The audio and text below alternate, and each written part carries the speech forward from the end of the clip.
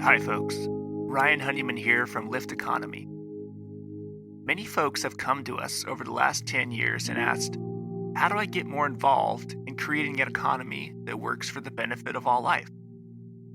They also ask, what skills and experiences do I need to help make this transition? So, 3 years ago, we created something called the Next Economy MBA to help address this and similar questions.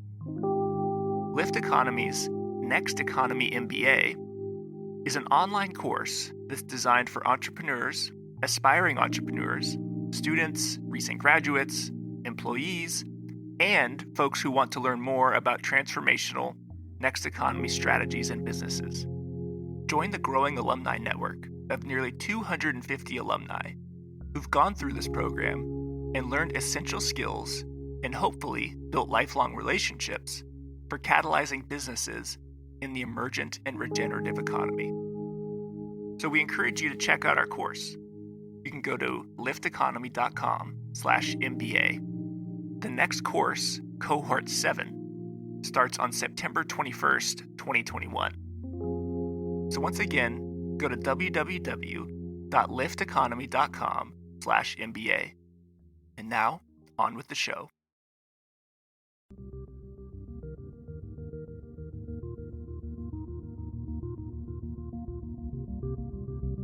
Welcome to Next Economy Now. The goal of this podcast series is to highlight the leaders who are taking a regenerative, bioregional, equitable, democratic, racially just, and whole systems approach to creating the new economy. Vincent, welcome to the show. It's good to be here. Thanks.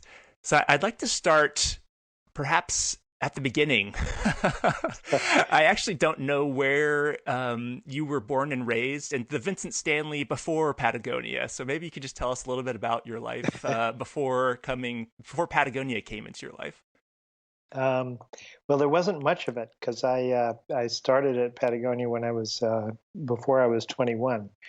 But I did grow up in the Bay Area in the 60s and went to an alternative high school up in the Santa Cruz Mountains called Pacific High School, and then helped edit a newsletter. My mentor was a writer named Peter Marin, and he and I worked on a newsletter on alternative education.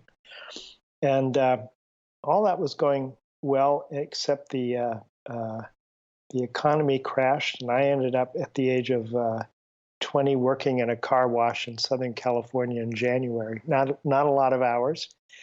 And I got a postcard from my grandmother. English was her second language, saying, why don't you ask your uncle for a job? I hear he pays his men $2.25 an hour. So my uncle was Yvon Chouinard, and he had the little climbing equipment company down in Ventura, about half an hour from where I live. So I went to work for him, intending to stay 6 months, and almost 44 years later, I've been there most of that time. Wow. And so your grandparents were French Canadian, is that right? Yes. Okay. And so I was very, Yvon started as a teenager making pitons in his backyard, the coal-fired forge. So I was very familiar with all that from the age of six or seven. And he was my hero as this person who was a blacksmith and doing these climbs in Yosemite and living a very simple life. And in those days? Were you a climber as well? No, I never became a climber, and I never became a surfer. The company did really influence me. I came to appreciate the power of the mountains and being more than a mile from the road. And so I love that time now. But it actually helped advance my career that as a non-surfer, I actually answered the phones.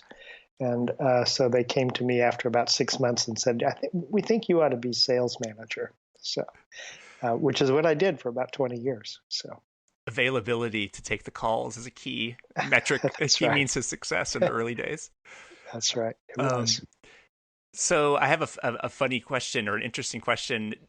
Who is a better rock climber? Is it Rick Ridgway or Yvonne? I have no idea. I've never, I've never watched Rick climb. Emal was an amazing climber to watch. Um, and I did take a couple of lessons from him on the rock, and one from Henry Barber, who was our East Coast rep, who was a major climber at the time, but it never stuck. So, And one of the things I've asked, I mentioned to Vincent before our call that he's the fourth Patagonian that I've interviewed. Um, and I've asked this to each of the past few folks is, do you have any funny Yvonne stories you would like to share? The one I have for you is I remember he was doing an interview, I think it was with Tom Brokaw, and he was talking about how these climbers go to Mount Everest and like right, the Nepalese Sherpas push them up and pull them up. And so right. they're assholes when they go up and then they're assholes when they get back. That's right. Do you Yeah, have any that's funny Yvonne stories along similar? um, there's a there's another funny story that, but most of the funny stories I know involve Ridgway, so he may have told them to you already. There was a great scene where uh, National Geographic sponsored a trip into an area of Bhutan that had never been explored, and at the end of they basically mapped it out, and then at the end of the trip agreed that among themselves that they would burn the map, so it would remain terra incognita. So Nice. That's amazing. So turning to your work, you're working at Yale at the Yale School of Management. We've spoken in the past about regenerative capitalism. There's a lot of topics that you've probably are starting to see in the world. Is there anything that you're particularly excited about right now that you're seeing emerging in this sort of business for good space? yeah, there are two things that I find very interesting right now. And one of them is something that the company is really involved with because we got our start in the food business. We have Patagonia Provisions.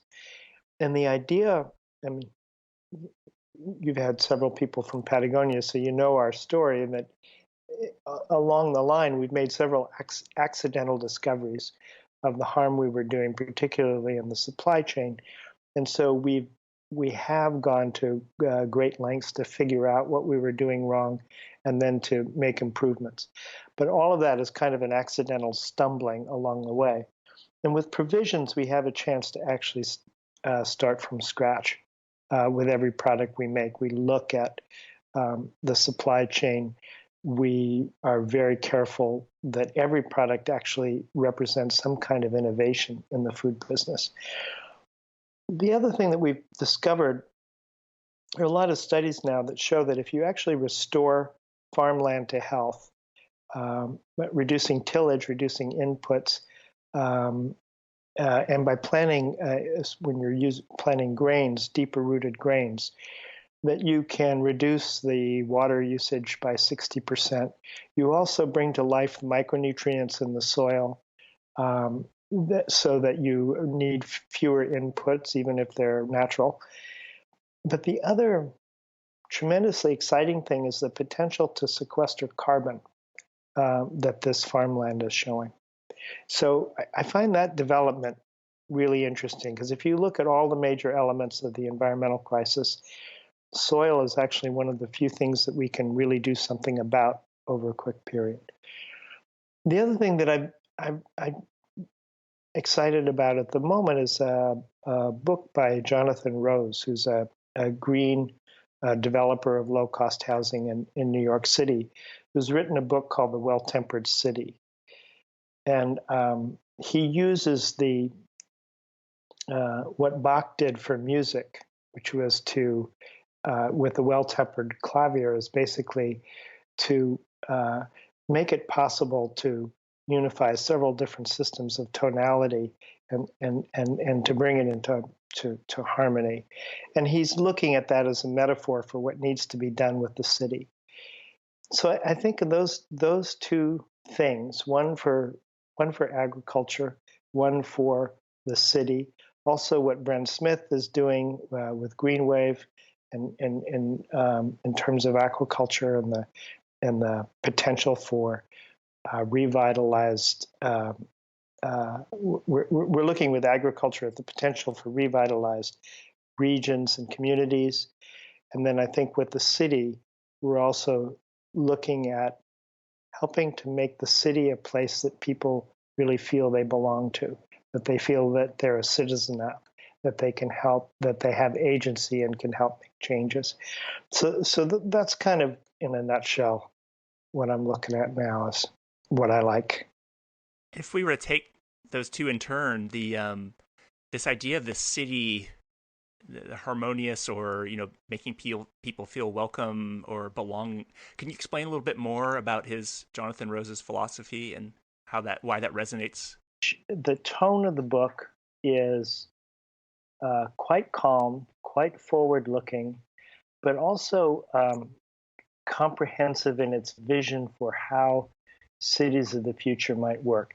He took the title "Well-Tempered," the Well-Tempered City, based it a kind of metaphor for what Bach did with the Well-Tempered Clavier, in which Bach took the former system of tuning was based on Pythagoras and was aligned to the music of the spheres, and it was all very elegant, the exact ratios of the distances of the planets between the notes. But the only problem is if you played anything in a different key, it sounded terrible. So it was a very elegant system with huge limitations. And in Bach's time, a couple of people had done this before. They had just slightly changed the tuning so that you could actually, if you put it between the notes, then you could accommodate different keys. And the Well-Tempered Clavier was in that he used all 24 sets of tones. And I think it's a great metaphor for what we need in cities, which is to get away from what has been a rather remarkable time of technology and developing the kind of urban metropolises that have never been created before, but to bring a sense of tempering to them, a sense of balance. A couple of things he works with an idea that John Fullerton has raised with regenerative capitalism, and that we continually see at Patagonia, is that if you can find, people call them different things, say a catalyst or a leverage point, but give you an example. Cities that plant trees, just planting trees along a block, just plant a row of trees. It reduces the temperature 6 degrees in the summer. It filters the air and reduces air pollution. To some extent, it offsets carbon. And there's tremendous, there are all these studies that indicate that people are really happier when they live in sight of trees. So you do one thing and it achieves 4 or 5 different ends. There was another example that he mentioned in the book. The city of Philadelphia had a really decrepit drainage system. And the EPA came in and they said, listen, this is dangerous. You're going to have your entire stormwater system. You're going to have to spend $8 billion and replace all the pipes. And it's going to be under every city in the street. And it will take you years to do it, but we're mandating it. And you've got to go ahead. So Philadelphia took that information. They went back and they said, we don't have $8 billion. Is a huge amount of money. We're going to disrupt the city for years. So what they did is they came back with a plan that they proposed to the EPA. And they said, listen, let us convert a lot of parking lots to permeable asphalt. So that will help drainage. Let's give some money for rooftop gardens. That will also help out. Let's build some parks. Let's replace the asphalt in schoolyards with turf. And the system that they came up with cost $1.4 billion. It created a much greener city. And it's something that the EPA accepted. So it's this line of thinking, I think, that is really important for public policy, but it's also important for businesses. And it also shows where business has an opportunity when we align our values with the things that actually need to be done for society and for the environment over the next 35 years. I love that example. I always felt weird about doing carbon offsets when I flew in an airplane. And in Yeah, San Francisco, they had this program called Friends of the Urban Forest, where you would plant trees infilling trees in the city. And I yeah, always felt like, why donate carbon credits to some yeah. random No, project? It's like you could just put more trees in your own city. So I love yeah, that. that's a great idea. I think I'm going to do that for mine that you've given me because I've had the same trouble with it. I think it's such an abstract thing to do, and you don't really know where it's going. And it is better to plant trees. So yeah, I mean, I think those are enough. Those are a couple of good examples. The book, of course, is a kind of an amazing tour de force that goes through the history of cities and what the potential can be for the future. You mentioned a little earlier your excitement around a gentleman named Bryn Smith and his Right. company Greenwave. Could you tell listeners more about this 3D ocean farming topic, which sounds very 25th century or something? Well, I hope it's 25th century. Um, well, again, part of what I like about what Brent is doing is his story. He was a commercial fisherman who basically got aced out of the Grand Banks and then out of Bristol Bay in Alaska by all of the problems that you have with overfishing. Then he set himself up as an oysterman in Thimble Islands and Long Island Sound and got wiped out 2 years in a row by Irene and Sandy.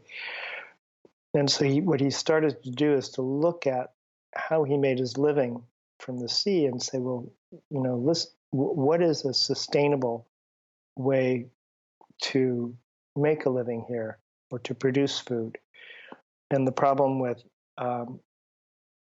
making his living in a time of extreme climate change was that you could get wiped out 2 years in a row by 100-year storms that are not supposed to happen 2 years apart. And what he started to do was to use the leases he had for oysters and create this vertical farming. He's got basically kelp interspersed with mussels and oysters and clams, and producing the kelp grows very quickly with no inputs, and produces this incredibly sort of sweet tasting kelp, if you've ever had it right out of the ocean, that can be used for all kinds of food, from human to animal. And he's figured out how to do this with a minimal investment. So he's also training other people how to secure leases like his and to operate in waters off the East Coast. And so, I think it's exciting on a number of grounds. First of all, what he's doing. Second, how he's propagating it. Third, I like this. I like the whole origin of his story and how he learned from the environmental disasters that he faced how to create a new way to make a living. And it seems almost, I think you mentioned it, you'd written an article on this for the, was it the cleanest line? Yeah, for Yes. our blog, yes. And I think you said it sounds almost too easy or too simple.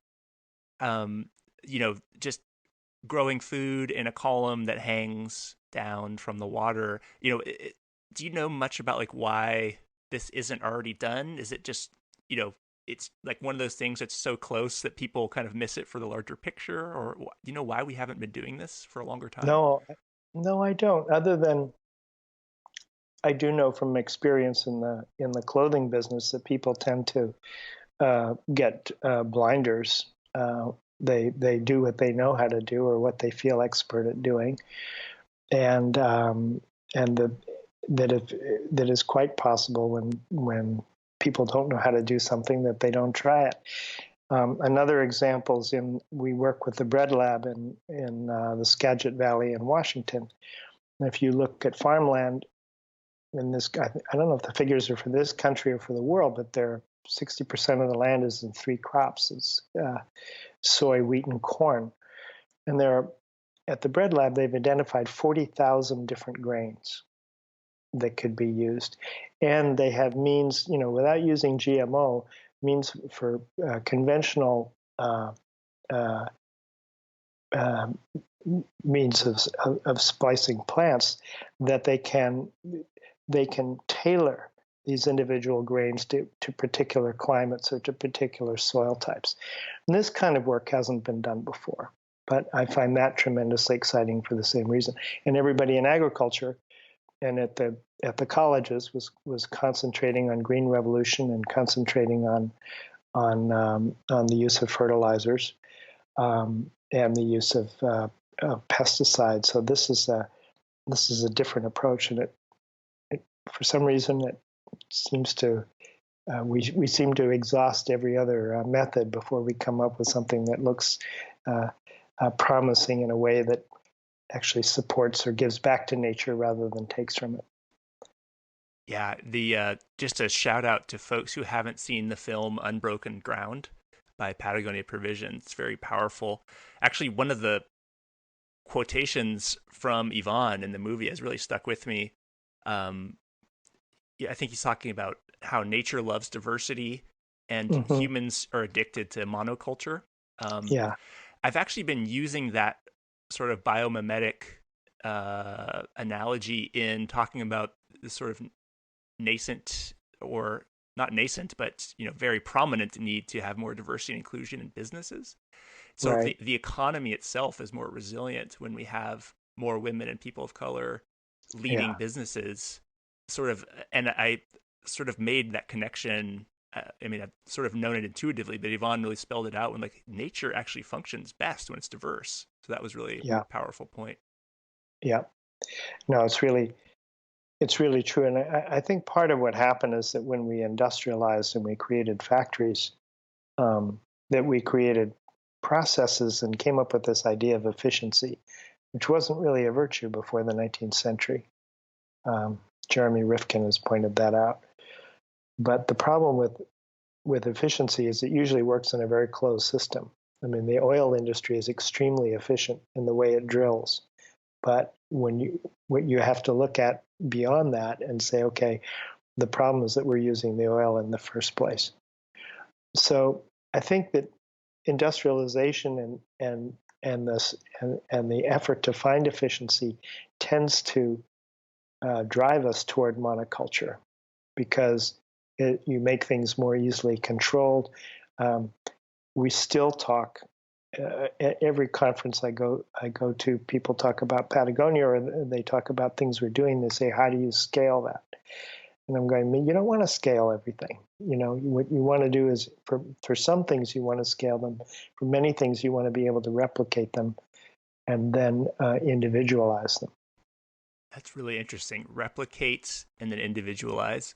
At Yeah. at Lift Economy, one of our partners had one of his friends had told him there's a term franchising. So you're almost instead of growing by accretion, Right. larger, Yes. you actually have friends who are sort of regionally adapted models. Right. Yeah. Um, so how does that work? Because Patagonia has this opportunity with provisions, like you said, to start from scratch.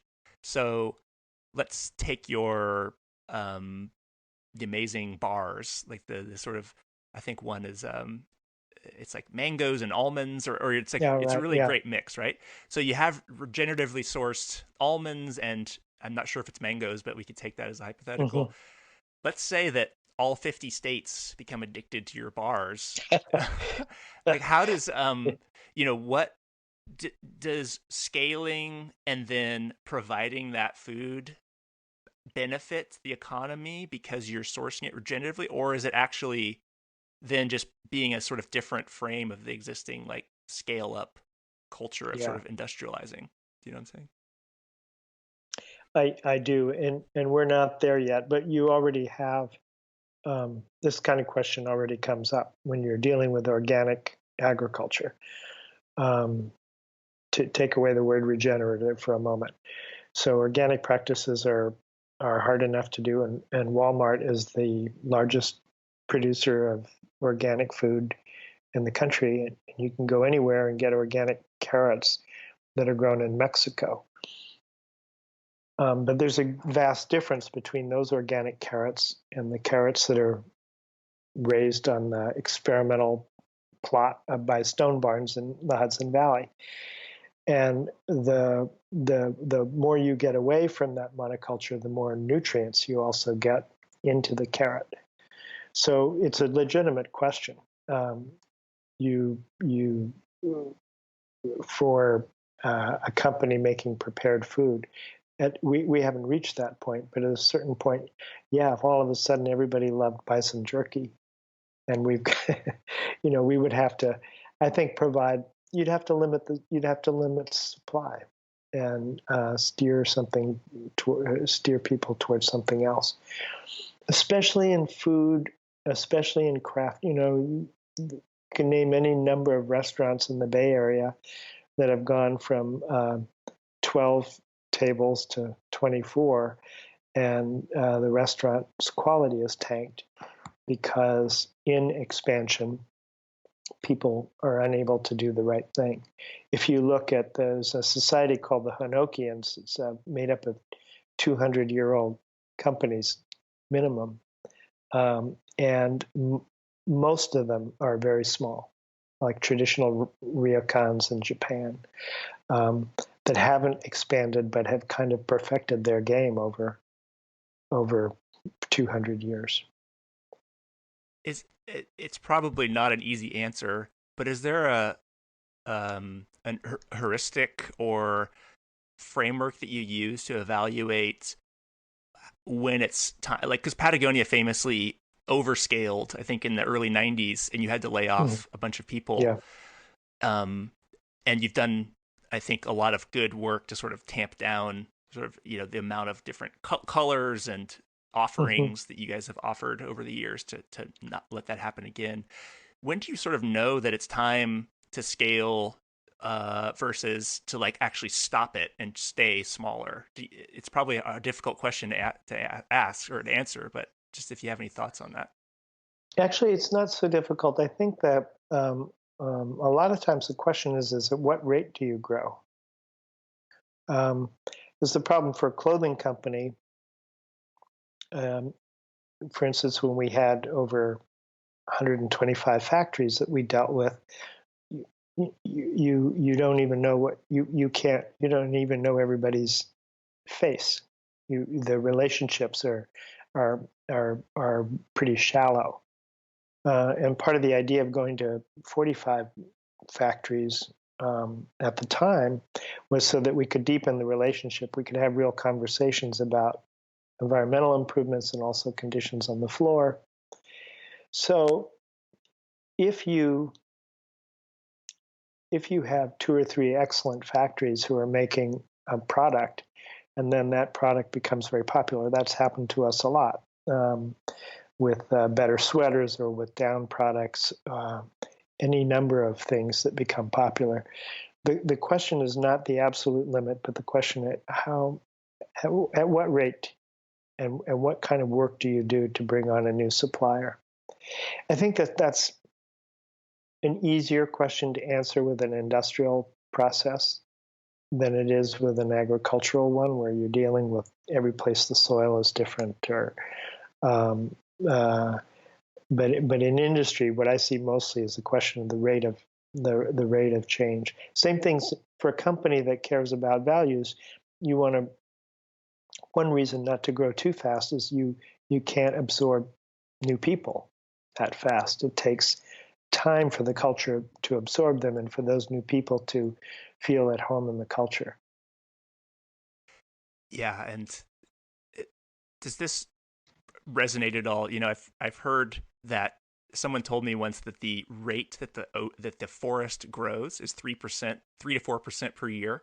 So I'm just and it's kind of a growth rate that I've for our Force for Good accelerator and Right. fund, we've tied the interest or the returns to investors at 3 to 4%, sort of based on that idea of Right. like tying it to a living return. Yeah. Um, when you mentioned Patagonia, that decision is based on how fast you want to grow. Is there a self-limited rate of growth that Patagonia has? Like we will not grow any more than 5% a year, or is there a actual number that you guys have used to tap down growth? No, no, there isn't. And generally, what we've used, I mean, one of the good things about having a 40-year perspective, because um, I've seen times where Patagonia was growing very quickly, and times when we were hardly growing at all. And I think the key is organic growth. So how much is that growth coming from word of mouth, coming from people who appreciate your products, or how much is the growth coming from making things uh, that your competitor makes that you're going to undercut by 10% and try and sell, or from opening up your distribution to to shops who don't know the line very well, or to advertising on the backs of buses in New York City. So the I think we've been pretty disciplined for the past 25 years about how we grow, but we haven't set an absolute limit. And in some years, I mean, right after the economic crisis, we were growing pretty rapidly, and I think we were kind of testing uh, the limits of how fast we could absorb people, or how fast we could expand our capacity to get products made. One other question on growth, because this is just a very fascinating Sure. topic, I think, for mission-driven businesses. So this idea of, I remember people tell me a lot of things, and now I'm bringing them up to you. But I was like, why don't people just have zero growth? Like, for example, why doesn't Mm. Patagonia say, when we reach $1 billion in sales, we just won't grow anymore?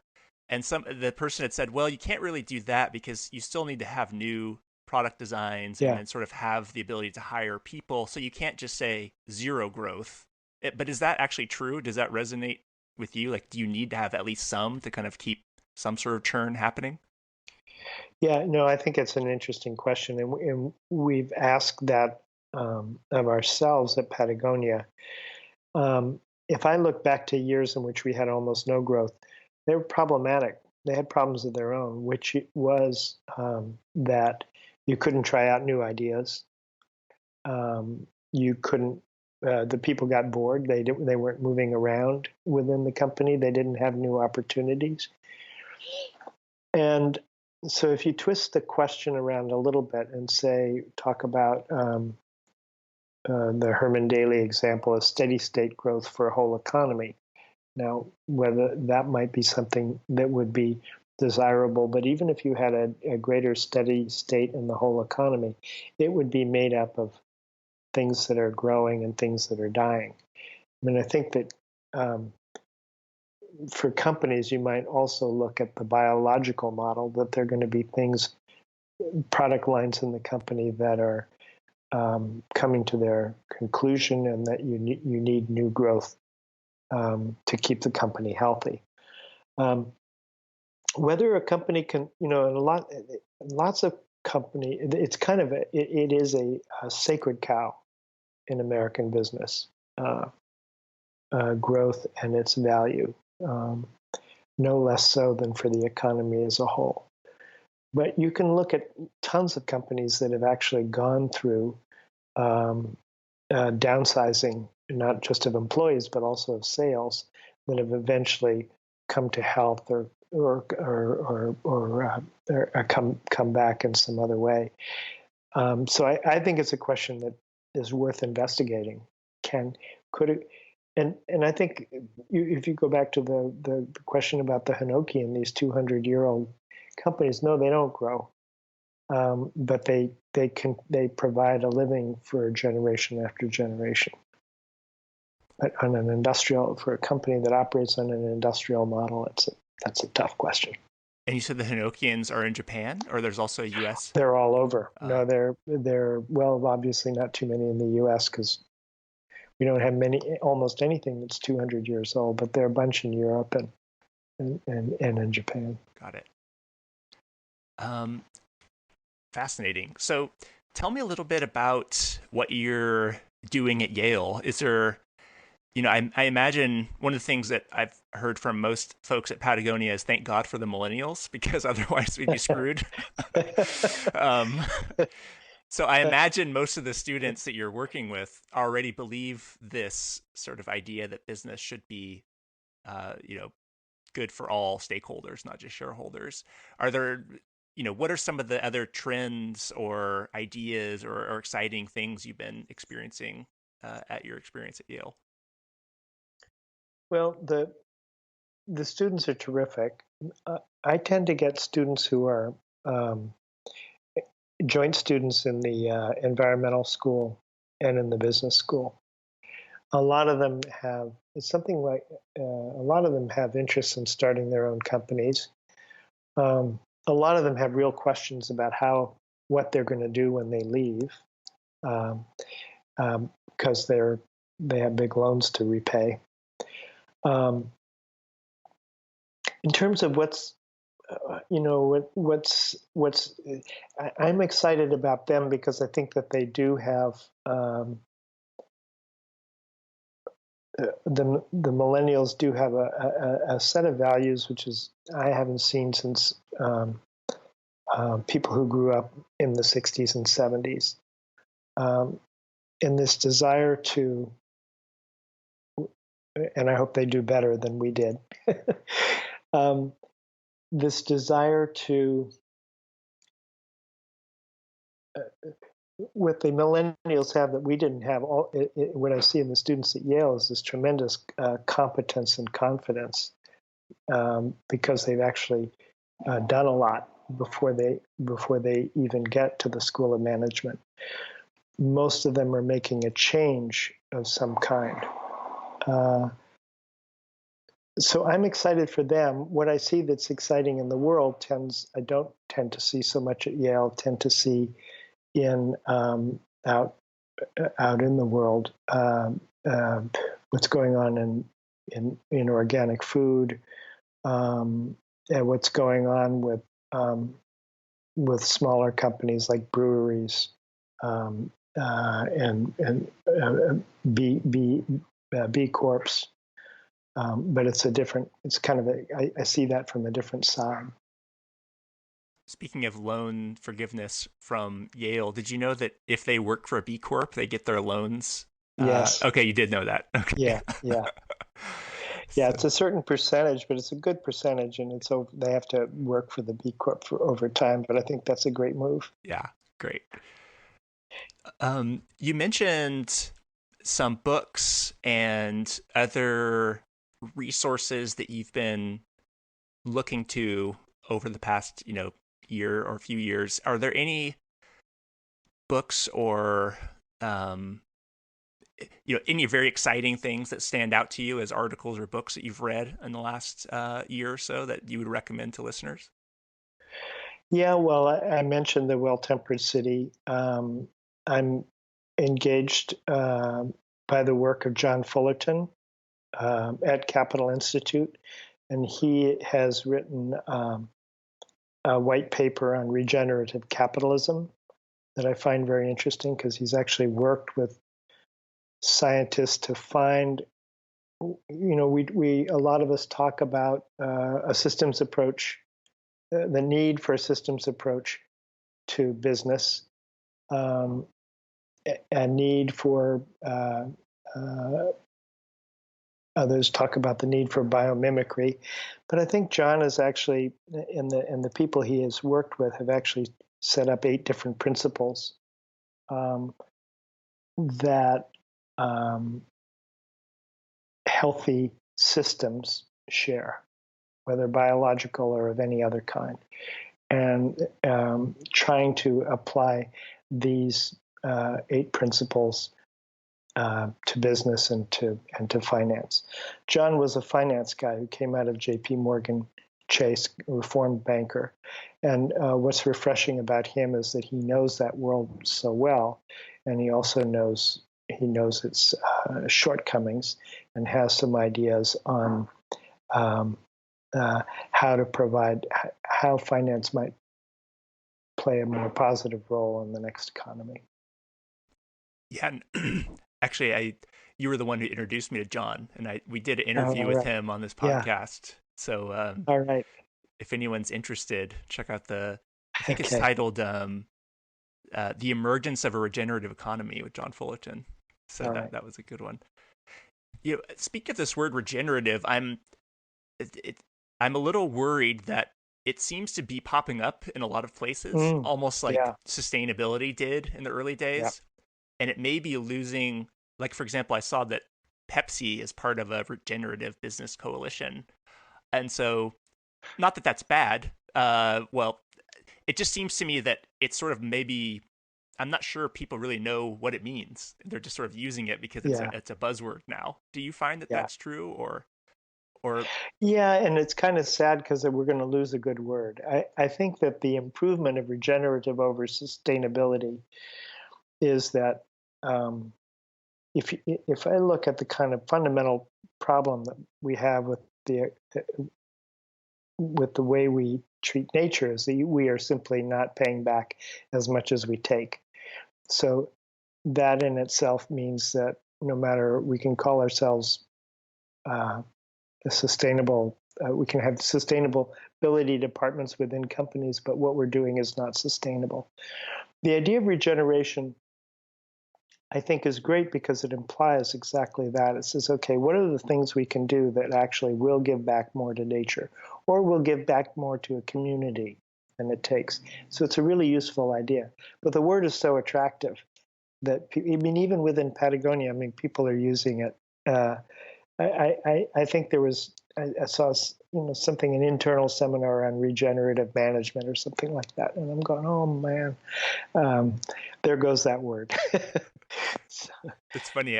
One of my college jobs, I worked for Circuit City in like 2004, and this is when high definition TVs came out. Yeah. And everyone was saying high definition sunglasses and high definition wallpaper, and it's like the original term was very specific to like an image quality, but gluten free, right? Television. Well, so. I guess it's good if regenerative becomes well enough known that the basic concept that just doing less bad is not working, and that it needs to be a whole systems redesign.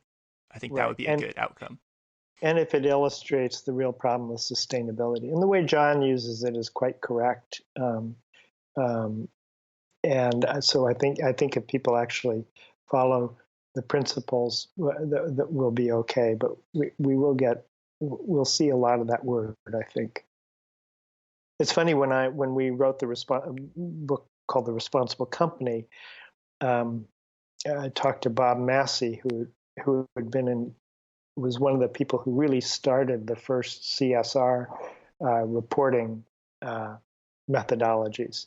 And he said, back in the day, we were trying to look for a word to replace responsibility, and we thought of sustainability because it would have more meaning. And Emal and I had switched it back to responsibility because we thought that any company could be responsible but could not be sustainable.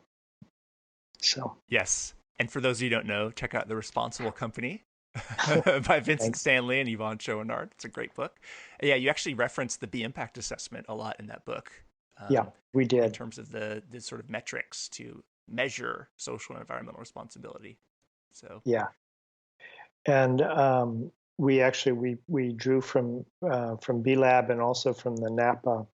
Originally, the Napa Vintners and then Napa County came up with a really great checklist for more agricultural practices, and so we borrowed from both and put them in the framework.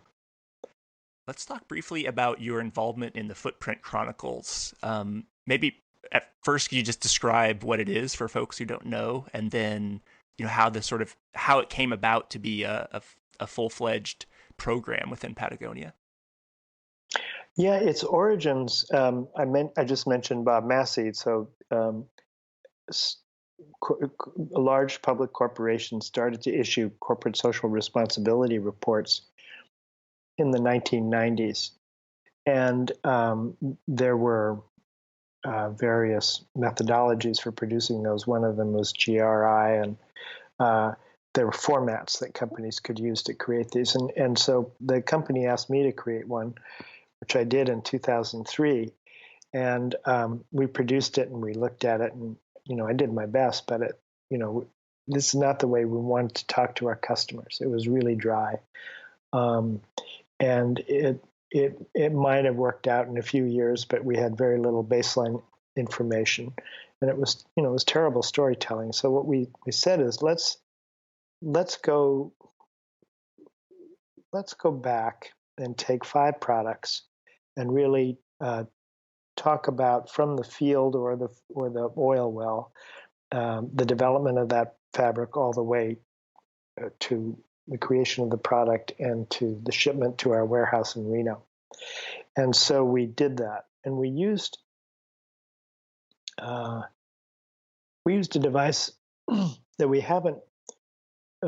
don't use now, but I thought it was a great way to frame it, and it worked very well for us for a while, called what we like. So we talked about what we were proud of in the terms of that product, what we don't like, what we saw as problematic, usually either environmental or social, and third, what we think, which was an assessment of where we would go next, or where we would try to go next with the product. And it got a lot of attention.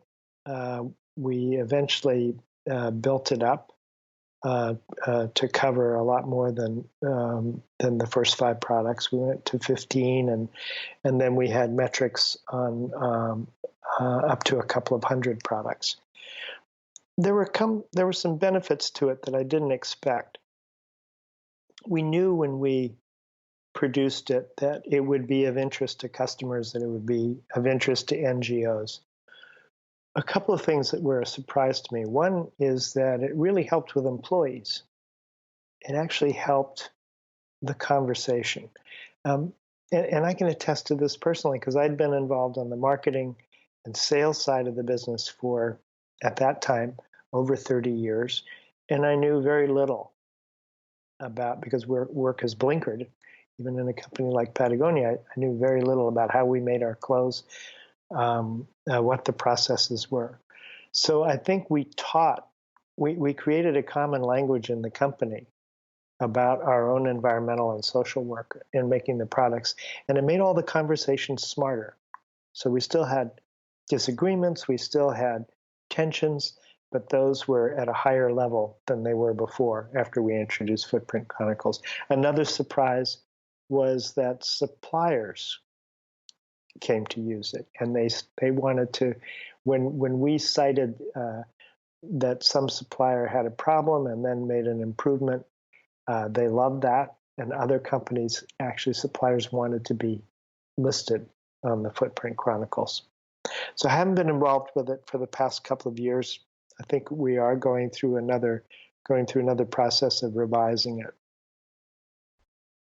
And just that original desire to be transparent, I still know. I cannot think of another company that has copied you. You probably know of other companies that have, but even BCorps that I talk to, who are completely intellectually aligned with Patagonia, are very afraid of competitors taking their suppliers away. Interesting. Yeah. Or the potential risks, right? There is still a theoretical downside of, oh my gosh, this supplier, turns out that they were using, right. And it's funny because Patagonia it still happens at Patagonia, like with Ovis 21, and right. Rick Ridgway had talked about finding out, I think last year, about some tier 2 suppliers in Taiwan that had forced indentured servants almost. So it's not like having this makes it go away, but I think your transparency almost gives you credibility. It's like, this is a problem and here's what we're going to do to fix it. Right. And it seems like most people are just afraid to even have the conversation. I think that's true, and I actually believe really strongly in this, that companies should talk both about the things that they figured out how to do that are very good, and also be upfront about changes that people can't yet figure out how to make, or upfront about problems.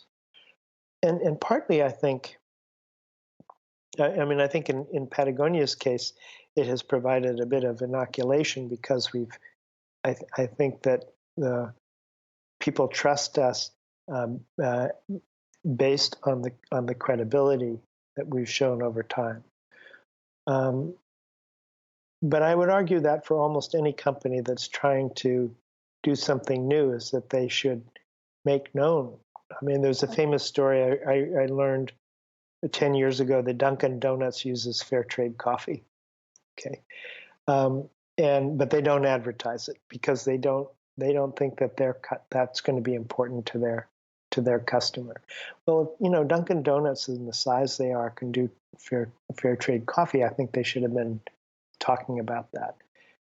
And the problems that we have, both social and environmental, that we're going to have to be dealing with over the next 30 to 35 years, really require a level of engagement and a level of conversation that's much higher than the one we have now. And if companies don't do this, people are going to continue to be in the dark and think that their products somehow, magically arrive on the shelf on the store, when in fact there's a very complicated process to bring that product to the market.